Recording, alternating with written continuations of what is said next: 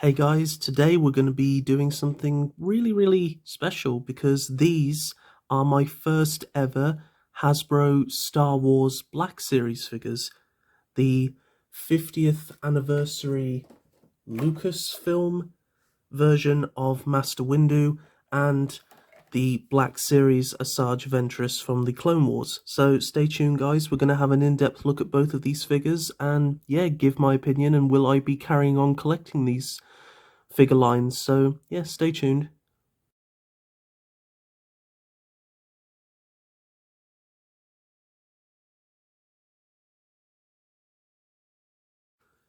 So I think we're going to start off appropriately with Master Windu, so we'll just take a quick look at the packaging. Now this is a new updated packaging that they're using for this series, specifically the 50th anniversary of Lucasfilm. We have Master Windu, Mace Windu, yeah, I can't talk today, as well as this really nice effect on the packaging. I kind of think it's, I forget what they call it, but basically when you shine light on it, it stands up a whole lot more. You've got this very awesome picture of Darth Maul here. You've got Star Wars Episode 1. Quite strange that they're doing the Mace Windu from Episode 1 when he doesn't really do much. Like, wouldn't it make more sense to do an Attack of the Clones or Revenge of the Sith one? I don't know, but yeah, on the back you've got all this other stuff. The Force is with you in these Star Wars figures. And then you've got a little read up here. You can pause right now if you want to read, although no one ever does. So yeah, nice little window box and this really nice card back here. And then included in there is Mace Windu and his cloak and his purple lightsaber, which is absolutely awesome. So first of all, we'll take a look at just the figure on his own.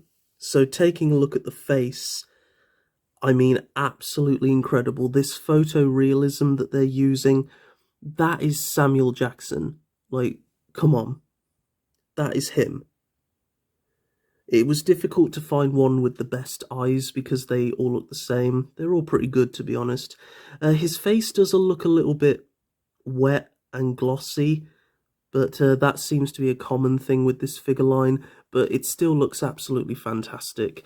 I absolutely love the detail in the fabric, well, the plastic, but it's been done to look like fabric on his robes. Really nice. You got the belt and the various different, whatever these are. You got 2 gold and the rest silver. This little thing. He doesn't have a buckle for his lightsaber, sadly. I'm not really sure why. The belt continues around the back, and so does this nice fabric design. You lift that up, and then you've got his white trousers. They're going into his brown boots. Really nice. They've got all the creasing and detail in there. If it will focus, please focus. Yeah, thank you. So, and also on the sleeves and the hands, you've got nice details of fingernails and everything. Really nice. So detail on this figure is really great. Articulation, it's really plentiful. You have a full 360 at the head. He can also look up and down really nicely, and also side to side. There is a full 360 at the waist, but it's on a ball, so you can lean forward quite far, as well as back really far, and side to side.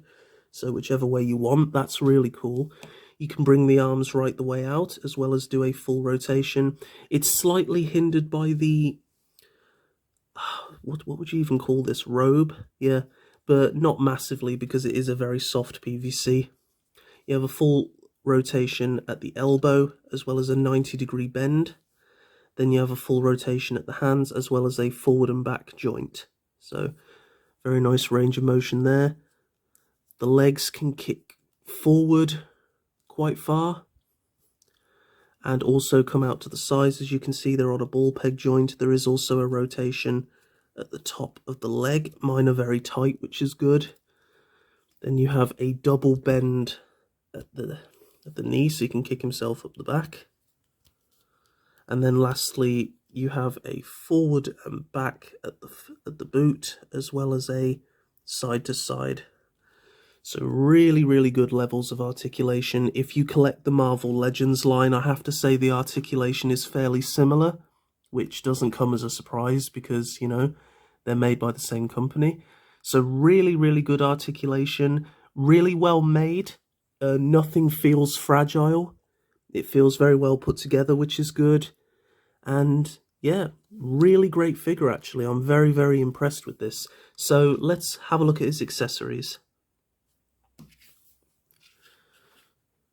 So first of all, we do have his awesome purple lightsaber. Sadly, mine is a little bit wonky. I'm not really sure why. It's not loose, like it doesn't come out, but it wobbles a bit. But really, really cool. I love the purple blade, which can actually be detached. You can focus. Please focus, yeah. You can pop it out if you want to. And then just have a look at the hilt. Here we are. Sorry guys, so very, very awesome detail. You've got the gold and the black, the silver with these little black lines. It's really great, the detail they do for the size. And then you can just clip the blade in, ignite your lightsaber. Sorry. And then that just goes very nicely into his hand, like so. So you have a fully battle-ready Mace Windu, which is awesome. I mean, just look at that face. That is phenomenal. There's no mistaking who that is. Brilliant. And on top of that, you also get this very nice cloak. So we'll take his lightsaber out of his hand to do this. So the best way I see of doing it is putting his arms back and then just kind of slipping the cloak over the top. This always reminds me of Revenge of the Sith when he dresses like this. It's very, very nice. It sits over him very snugly. Putting the hood up, it does kind of work, but I personally prefer it down because I don't ever remember seeing him with the hood up. So, you know, just walks in. It's like, Master Windu, I must say you're here sooner than expected. In the name of the Galactic Senate of the Republic. Just fit that in, yeah. You're under arrest, Chancellor. Are you threatening me, Master Jedi? The Senate will decide your fate. I am the Senate. Not yet. Yeah, I love that scene. It's treason, then. I'm a big kid. But yeah, I absolutely love this figure. Love the fabric. It's really well made. It's nice, soft and silky. Fits over the figure really well and just really completes the look.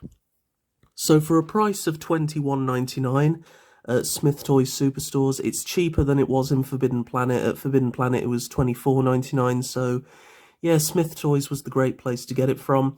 I just thought, this looks like such a cool figure. I can't pass on it. And as I said, I haven't collected Star Wars figures before, so this is a new to me. I'm going in completely into the unknown here. I am very, very impressed with this figure. It just looks really, really good. Really nice on the shelf. You know, love his purple lightsaber. Articulation is still great, even with the robe on. So, yeah, really good job to Hasbro. Really great figure. And now for our second figure, we have from the Clone Wars, Asajj Ventress. So this figure looked very, very cool. I remember seeing this. In fact, this was the figure that actually made me want to get these two Star Wars figures, because I was just like, she looks exactly as she does in the show, and she looks really good as well. So we'll take just a quick look at the packaging first. It's very nice packaging. Here, very sleek, very well done. Nice tight fit in there. You have the Star Wars, the Clone Wars, Asajj Ventress, and Star Wars The Black Series. You've got a very nice promotional image of her on the front. Very nice artwork. Same on the back, as well as a description of the character, which you can pause if you want to read. It's in various different languages, so whichever you are, help yourself. A load of legal stuff. Same on the bottom. And a little viewing window on the top. Very nice packaging, actually. Suits the figure really well. So onto the figure, which is the important thing. She does come with her 2 lightsabers, which I absolutely love. She has a fabric dress, which is awesome. I will say she is proving quite difficult to stand, but with some patience you will get there.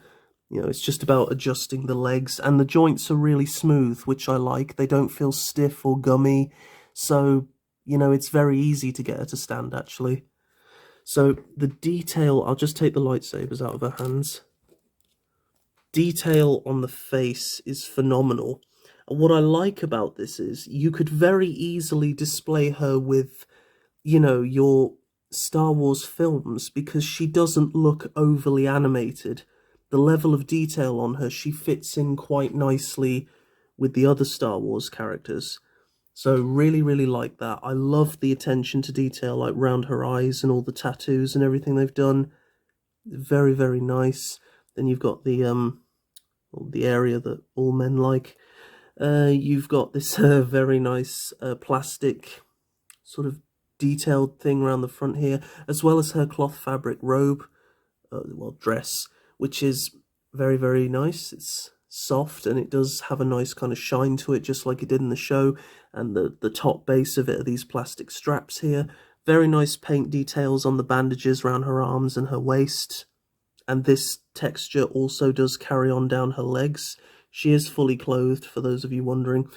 Some people thought the skirt might be removable, because she does actually take it off several times and just fight in this kind of very ninja look. But no, it isn't removable, so this is a fully costumed Ventress, although she doesn't have her cloak and her hood. I know she has that at some point. But yeah. For articulation, full 360 at the head, can look up slightly, look down reasonably far, also pivot from side to side. The neck is on a joint as well as the head. The arms can come right the way out. Then she has a rotation at the elbow, as well as being able to bend more than 90 degrees, so good motion there. Hands can go forward and back, as well as do a full 360, and are all sculpted, both sculpted to hold the lightsabers. You do have a rotation at the waist, and then at the legs can come forward, but don't push them too far forward because you don't want to damage the skirt. They can also bend as well, and rotate and come out to the side. And then at the feet, you can move the feet forward and pivot them from side to side. So your standard articulation, but works very, very well for this figure. So taking a look at her lightsabers, just like Mace Windu, the blades are removable. But what's really cool about these is this little connection bit here. Little focus. There we are. So you can actually plug them in and create the double-bladed lightsaber. How awesome is that? She doesn't use this very often, but it's awesome that they give you that. And if you're wondering what these little pegs are for here, if you detach the blades, like so, you take her and you see these little peg holes here. You then take the lightsabers and clip them in. I guarantee this will not work on camera. Okay, so that's one in. And then the other will clip in like so. Please work. Thank you.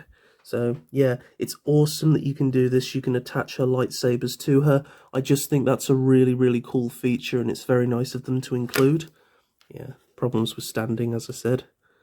But take some time and patience and it'll work.